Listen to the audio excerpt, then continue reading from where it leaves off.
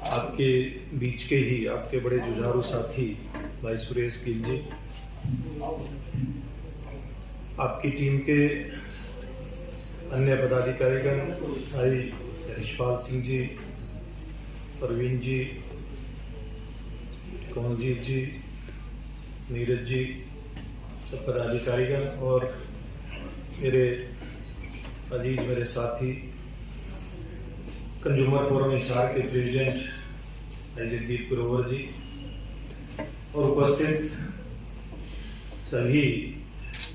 टोहाना के बहुत ही काबिल एडवोकेट भाइयों बहनों, नाम तो बहुतों को लिए जा सकते हैं, सतपाल जी से लेकर के पीछे गिल साहब बैठे हैं वहां तक, लेकिन नाम की फॉर्मेलिटी में मुझे नहीं लगता जाने की जरूरत है। कई दिन से जैसे सुरेश जी ने बताया कि मेरे से चर्चा इनकी चल रही थी, होने भी चाहिए। जब सरकार का एक सिस्टम है और उस सिस्टम के तहत जो उस टीम के शहर से निकल करके यहाँ तक आए, तो उस समय भी लोगों ने बहुत सारे काम जिन लोगों के हाथ में सत्ता थी आप लोगों का करने का प्रयास किया होगा, क्योंकि ये विकास किसी की गोपोती नहीं है। कई लोग हमारे जैसे जब कुर्सी पर आ जाते हैं तो ये कहते हैं कि हमने ही किया है। ये एक लगातार चलने वाली प्रोसेस होती है। लेकिन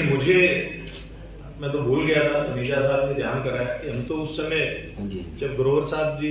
भी उस बात की चर्चा कर रहे थे कि जब मैं युवा मोर्चा का प्रदेश का अध्यक्ष था, आदरणीय मोदी जी प्रभारी होते थे,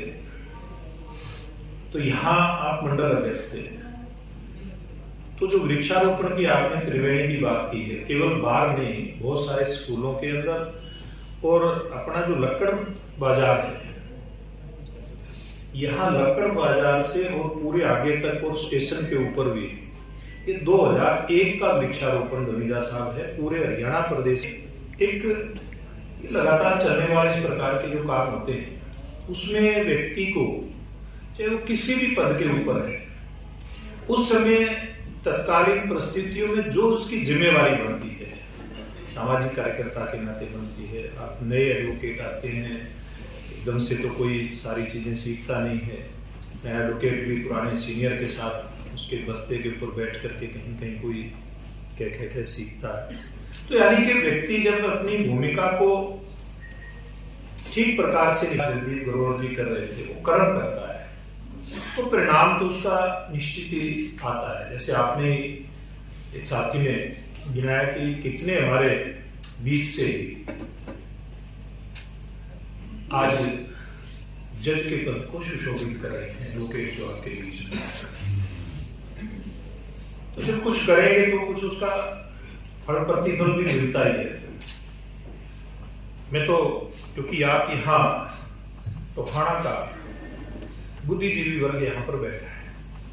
इसमें शहरी क्षेत्र से आने वाले भी एडवोकेट हैं और ग्रामीण क्षेत्र से आने वाले भी एडवोकेट, और आप लोग ही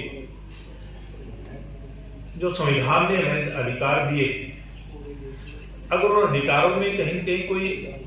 त्रुटि रहती है किसी भी कारण से, या हमारी प्रशासनिक व्यवस्था के चलते कहीं किसी देश के नागरिक को दिक्कत आती है, उसका समाधान करवाने की जिम्मेवारी तो आपकी है। आपके माध्यम से ही बहुत सारे लोगों को जिनके अधिकार नहीं मिलते उनके अधिकार मिलते हैं। लेकिन उसके साथ साथ अक्सर से मैं एक अपील भी करना चाहूंगा। अभी आप सबने देखा कि 2014 के बाद से लेकर के